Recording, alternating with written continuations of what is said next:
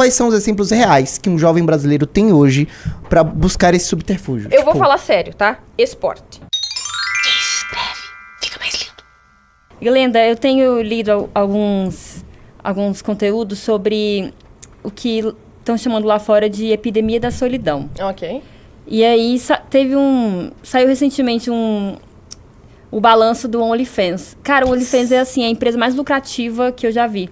Os caras têm menos de 50 funcionários e têm uma receita de mais de 70 bi de dólar ao ano. É absurdo quanto esses caras fazem dinheiro.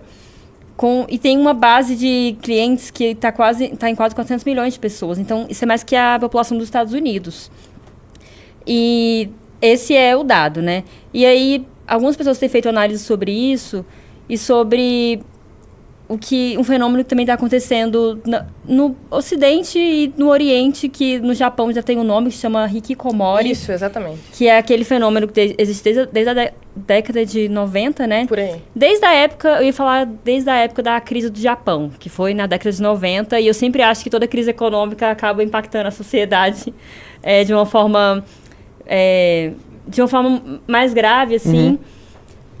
E esse volume de jovens no Japão que largam tudo para morar sozinhos e não têm hábitos de higiene, não querem mais arrumar emprego, não querem estudar, tem aumentado muito.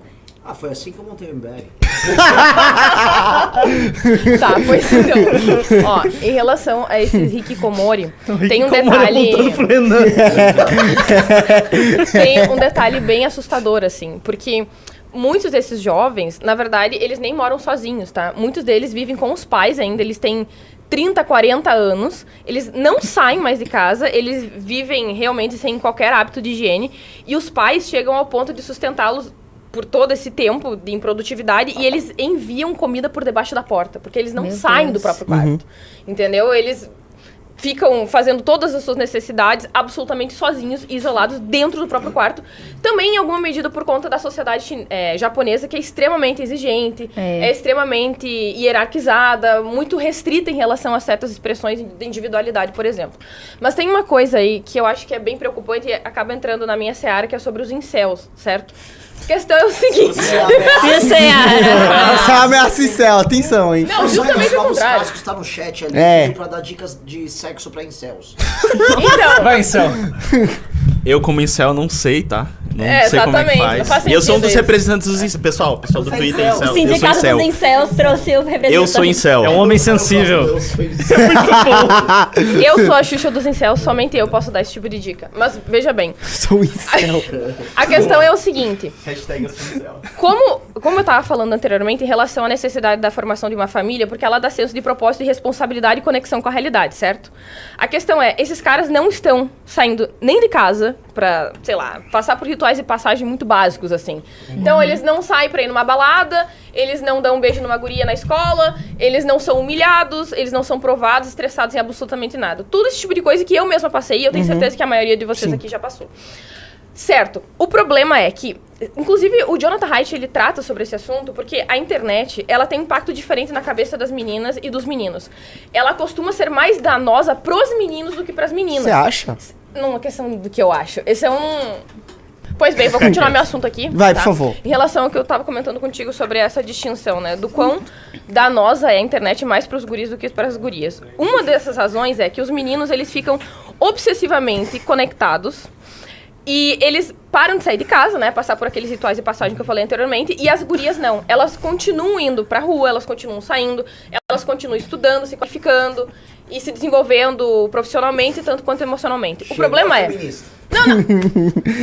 Mas a questão é assim... Elas estão se desenvolvendo, eles estão lá. Mas eu tô tentando ajudar! Eu tô tentando ajudar! Glenda, você tá certo. Saiu a última pesquisa de acesso à universidade nos Estados Unidos e no Brasil. Sim, tem mais mulher na universidade do que homem. Só que tem uma outra questão que é mais importante do que isso, que é a questão do desenvolvimento interpessoal desses caras. Porque essa mulher, ela vai estar com 30 anos e ela vai tentar interagir com um cara da idade dela, entre aspas, né? Mas ele não vai ter o mesmo desenvolvimento, amadurecimento interpessoal, emocional que ela teve, porque ele ficou atrasado em casa durante todo esse tempo. Aí, em algum momento, ele tem aquele momento assim, de ruptura, preciso encontrar uma mulher, eu quero formar uma família, eu quero ter filhos, etc. Mas eles já não convergem mais, eles não conseguem, porque não há a consonância do desenvolvimento. E aí, muitos desses caras, eles ficam frustrados, porque as mulheres são exigentes, etc. A questão é a seguinte: o poder de seletividade sexual da mulher é muito maior. As mulheres são seletivas por uma questão evolutiva, certo? Portanto, os homens precisam gerar interesse nas mulheres para que elas queiram se relacionar com eles e, portanto, formar uma família.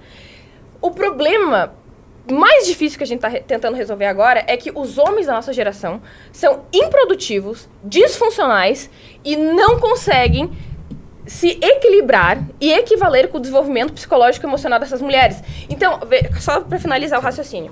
Então, veja bem, se essa mulher ela não respeita esse homem, ela não o admira. E se ela não admira, ela não o deseja, ela não vai querer se relacionar com ele.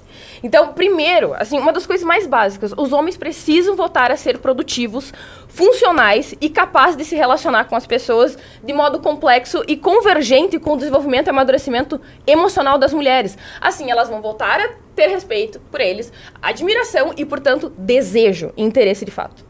Eu concordo com isso, eu concordo quase com 90%, mas como eu estava falando mais cedo, eu acho que os ritos iniciáticos vão continuar acontecendo, eles só vão mudar de direção. Ok. Talvez os homens eles passem a fazer outro tipo de ritos iniciáticos que não eram comuns anteriormente. Só que Tipo atentado na escola? Tô brincando, tá? Não, em certa medida é um rito iniciático, mas por perversão de polos. Sim, e pra ele é uma questão que ele vai ser sacralizado, purificado em certo sentido. O rito vai continuar acontecendo. Rito de mártir, né? Exato. Uma inversão de polos. Só que eu acho que a geração Z, os homens da geração Z, não tem desculpa pra isso, porque como eu tava falando mais cedo, no caso do Boécio, o Boécio não tinha acesso a nenhum bem, a nenhuma matéria, não tinha acesso a nada. Concordo completamente. E ele conseguiu transcender em algum grau. E o que é que os homens da geração Z podem fazer? Cara, praça tá livre aí pra você fazer atividade física e se desenvolver em algum grau e aprender algo com exercício físico. Vamos fazer um tem conteúdo livro a junto, rodo, eu sou coach de incel. Ainda assim. Os pai acalou o cara no manifesto dele. Mano, porque assim. Ô, Bahia, eu posso fazer. recua. Eu posso. Não, enfim, tem livro a rodo aí na internet. Por baixo Anas Archive você pode transcender aí a sua mediocridade. Por um conteúdo extremamente acessível. Eu não tô dizendo que você vai ter sucesso material com isso. Mas quem disse que sucesso material é mais importante? Mas, tem uma coisa... Desculpa se ele é um filósofo. Peraí. Não sou coach. Não, eu e tu somos coaches de incels, tá?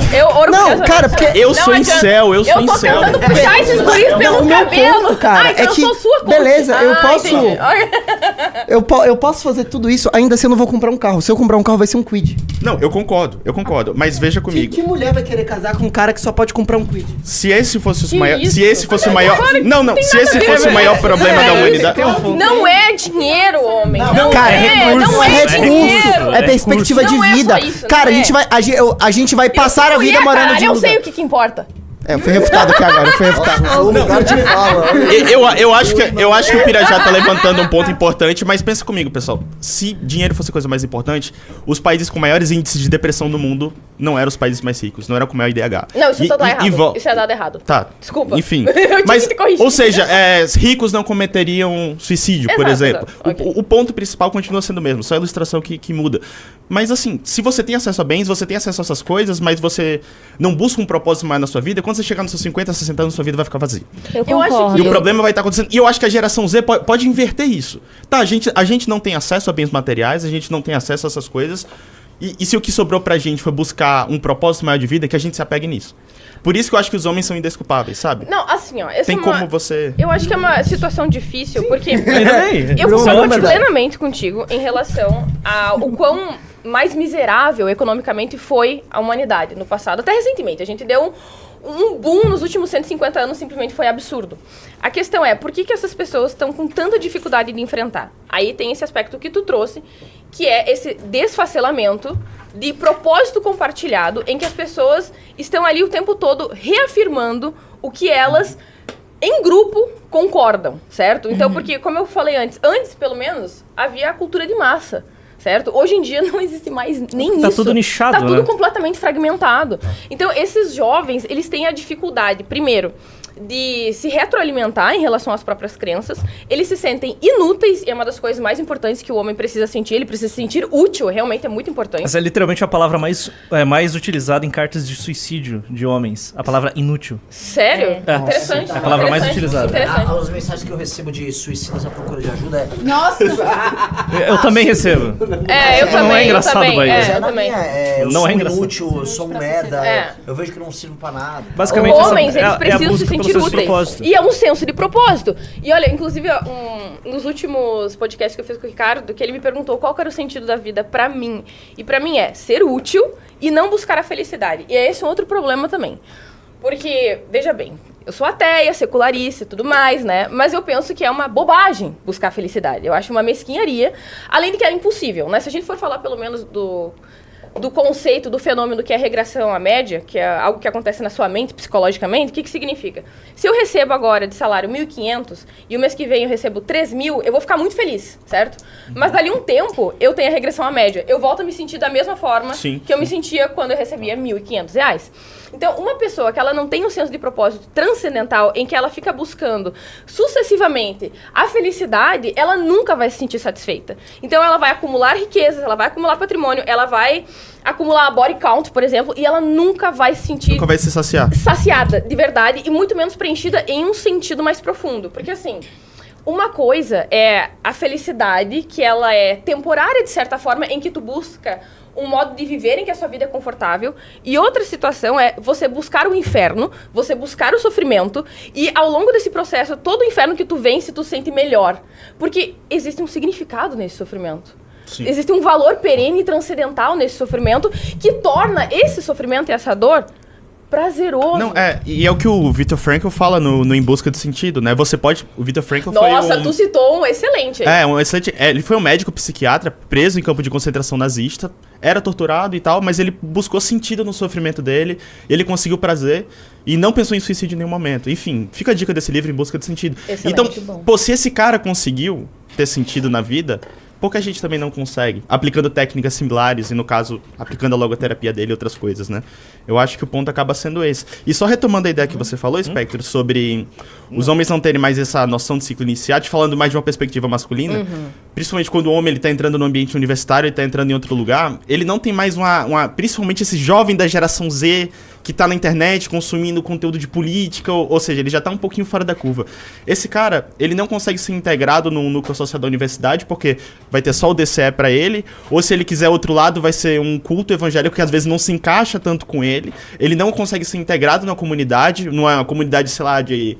a Sociedade dos Poetas Mortos, sabe? Ele não consegue ter essa vivência um pouco mais sensível. Essa referência eu não tava esperando. Ele É não o fim consegue do ter essa Torture vivência um Wasted. pouco mais sensível, então o que sobra pra ele é voltar pro ciclo da internet e ir pra grupos, entrar em canais de Refúgio, Discord, e entrar em canais de Discord, e uma coisa vai levando a outra. Então sobra uma coisa pro Betinho? Não, eu quero... Muito na pouco. verdade, Até determinada idade eu fazer acho que uma tem pergunta campanha. específica. Quais refúgios que existem tipicamente para as pessoas dessa geração aqui no Brasil e se a missão seria uma delas? Nossa. Aí eu vou deixar alguém da missão pra responder. Eu vou responder, eu vou responder. Eu vou Existem, responder. existem Sim, é uma baita pergunta. É uma baita pergunta. Só que, tristemente, hoje em dia, esses locais estão na internet. Principalmente pra homem, tá? Tá. Como a Spectre falou, mulher ainda consegue socializar. Sim. Mas homem, ele tá ficando na internet. Eu vi um dado que... Só um exemplo completo... Antigamente o esporte era uma coisa que... Então, era esse o ponto que eu ia trazer. Porque assim, Os ó, homens tinham qual, mais o propósito do esporte físico e presencial, né? qual que é a Esporte, origem... academia, etc. Qual que é a origem do escotismo, por exemplo? O Baldwin Powell, ele foi um veterano de guerra na Inglaterra.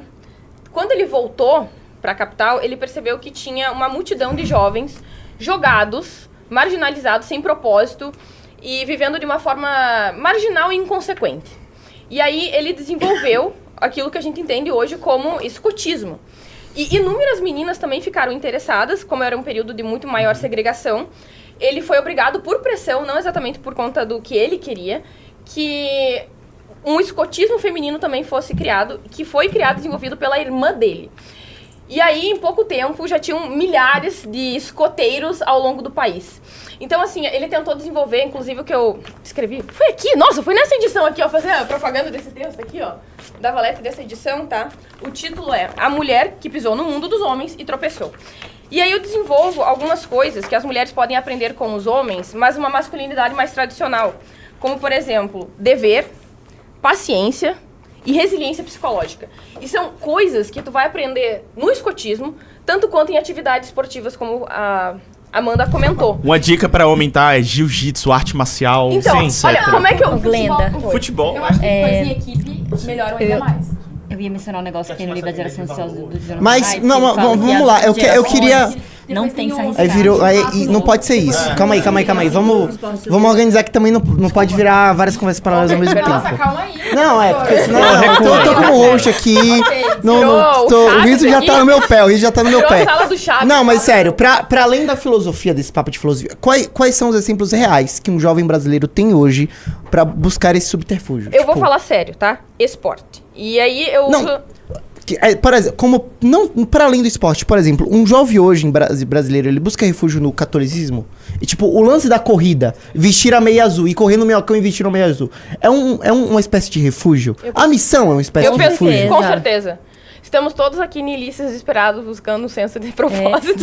Mas também tem uma coisa. A nossa geração é muito preocupada em performar.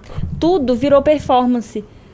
O Byung-Chul Han fala muito sobre isso naquele livro A Sociedade do Cansaço, que é um livro excelente. Você vai ler ele em 3, 4 horas, porque ele é muito curtinho. Mas ele fala que antigamente a gente vivia uma sociedade em que a gente chegava no nosso trabalho acabava 5, 6 horas da tarde, e a gente tinha aquele horário ali entre 9 e 6 da tarde com o nosso chefe. A gente ia para casa e conseguia se desligar do nosso trabalho e viver a nossa vida com a nossa família, ou sozinhos. Agora, na nossa sociedade de performance, a gente está sempre preocupado em mostrar o que a gente está fazendo. Então, antes, existiam as pessoas famosas na revista Caras, na Globo, e agora todo mundo quer ter uma fama em alguma coisa, todo mundo faz questão de performar nas redes sociais, mostrando aonde está comendo, que atividade física está fazendo.